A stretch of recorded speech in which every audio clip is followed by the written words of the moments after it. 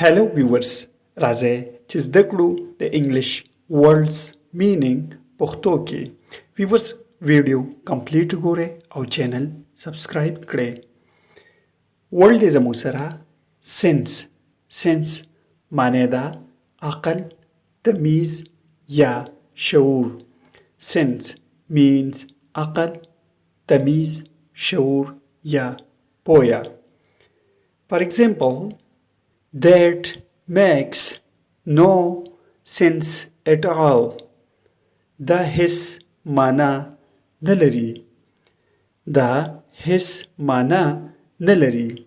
She has a sense of learning. هغه د زده کړې احساس لري.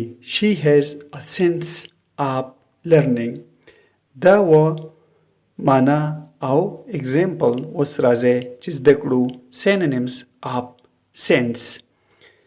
feeling احساس، recognition پیژندنه، sentiment احساس، reason وجه دلیل.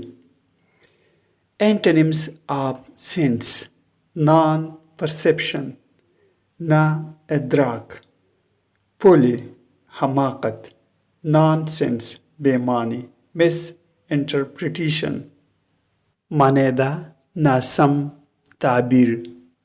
Viewers, subscribe this channel to improve your English vocabulary with Pashto meaning.